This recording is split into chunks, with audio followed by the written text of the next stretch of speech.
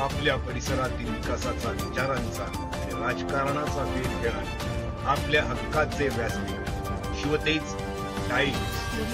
नवनवीन बातम्या आणि व्हिडिओज पाहण्यासाठी आजच आमच्या शिवतेज टाइम्स या चॅनलला सबस्क्राईब करा आणि बेल आयकॉनवरती दाबा.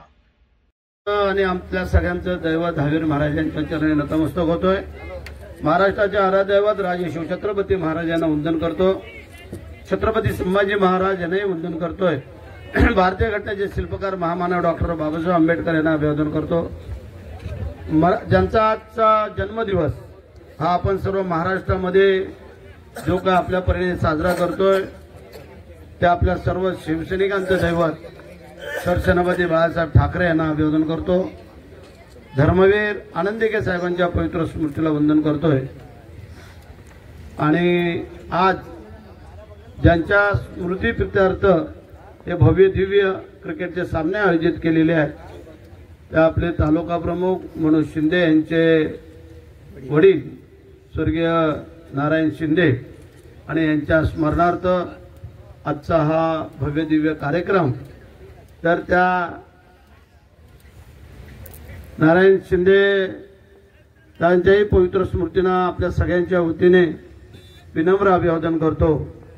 महाराष्ट्र राज्याचे मुख्यमंत्री आदरणीय देवेंद्रजी फडणवीस साहेब, उपमुख्यमंत्री एकनाथ शिंदे साहेब आणि उपमुख्यमंत्री अजितदादा, आज आमच्या समवेत आलेले माझे दोन्ही सहकारी महेंद्र शेठ दळवी, महेंद्र शेठ थोरवे, आमचे तिन्ही जिल्हा प्रमुख राजाबाई केनी, प्रमोद शेठ घोसाळकर, विपुल उभारे आणि व्यासपीठावरील आमचे सर्व रोहेकर उस्मानभाई आणि त्यांचे आमचे सर्व सहकारी आणि उपस्थित आमच्या अष्टप्रधान पाठीमागे बसलेले आम्हाला आशीर्वाद देणारे सर्व मान्यवर मंडळी, आपल्या निमंत्रणाला मान देऊन आलेले सर्व खेळाडू, संघाचे संघनायक.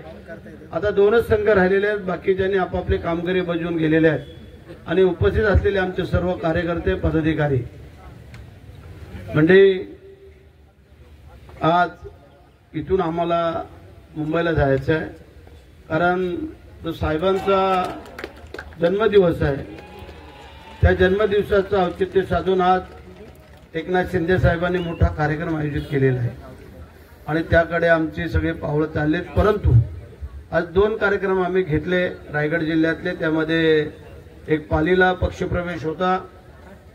त्या पक्षप्रवेश करून आज इथे या क्रिकेटच्या मैदानावरती येऊन आता कुंडलिकेच्या काठावर जायचंय ना,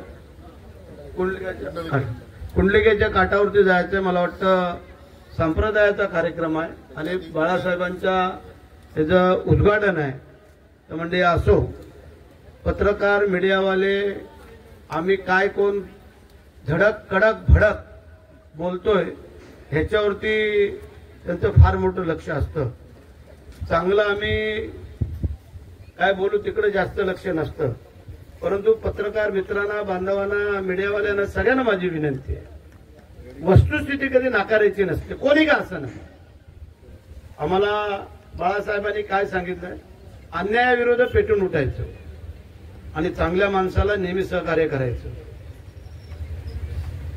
आता काही लोकांच्या आमच्या चुका पण झाल्यात. कोणाला चांगलं म्हणायचं, कोणाला वाईट म्हणायचं, ह्याच्यापेक्षा ज्या चूक आहेत त्या आता आम्हाला सुधाराव्या लागतील आणि आम्ही तिन्ही मंडळींनी ते आता मनावरती घेतलेलं आहे.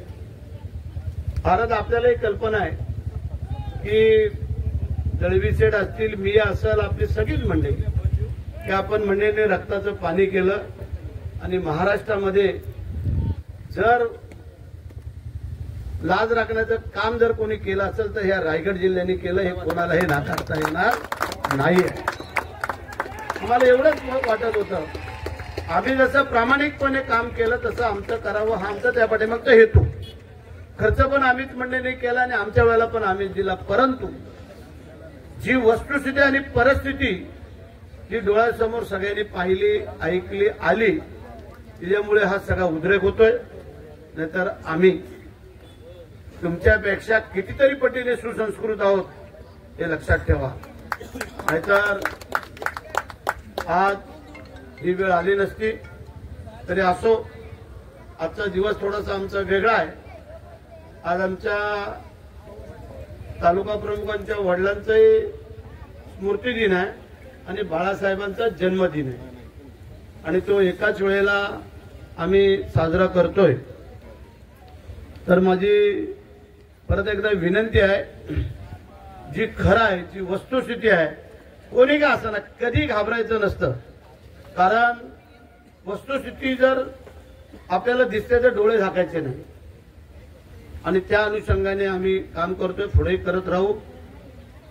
जे काय प्रकार ह्या घडामोडी झालेल्या आहेत त्या परवाच्याला बरीचशी मंडळी शिंदे साहेबांना भेटायला गेली होती, भेटलीत पण, चर्चा पण झाली. हे दोन्ही आमदार होते, जिल्हा प्रमुख, सगळे मंडळी होती आणि सगळ्यांनी पाहिलं की भरत शेठवरती अन्याय होऊ नये ही या रायगडवासियांची धारणा होती आणि त्यासाठी त्या प्रेमाखातर आपल्या नेत्यांकडे गेले होते आणि आपल्या नेत्यांना विनंती करून आलेले आहेत. आम्हाला सगळ्यांना खात्री आहे की आपले नेते, मुख्यमंत्री, उपमुख्यमंत्री हे सगळे योग्य आणि चांगला निर्णय घेतील. देर आहे लेकिन दुरुस्त आहे, त्याप्रमाणे दुरुस्ती केलेली आहे. आता पुढे आपण पाहूया आगे आगे क्या होता है. लेकिन आम्ही लढणारे लोक आहोत, आम्ही रडणारे नाहीत हे लक्षात ठेवा. काही लोकांनी वेगवेगळे त्याचे अर्थ लावले. अरे जो लोकांच्या मनामध्ये बसलेला त्यासाठी लोक काही करायला तयार होतात. त्यातलं ते एक छोटंसं झलक आणि उदाहरण आहे. आमची माय माऊली अलिबागची बोलली होती, पण आम्ही तिला सांगितलं, ताई थांब जरा, घाई करू नको. तर आम्हालाच वाटायला लागलं की आम्ही किती लोकांना किती दिवस थोपवायचं आणि थांबवायचं. तर म्हणजे असो, आपल्याकडं सुसंस्कृतपणा काय आहे आणि काय नाही हे काळांतराने लोकांना कळल, दिसल. शक्यतो आम्ही कोणाची कुटुंब उद्ध्वस्त करणार नाही, आम्ही कोणाची घरदारं फोडणार नाही, आम्ही कोणाची घरदारं उघड्यावर आणणार नाही. अरे जर काही मंडळी स्वतःच्या भावाचे होऊ शकत नाहीये, ते तुमचे आमचे काय होऊ शकतात. आणि एवढ्यावरनं समजा. जय हिंद, जय महाराष्ट्र, वंदे मातरम. थँक्यू, धन्यवाद.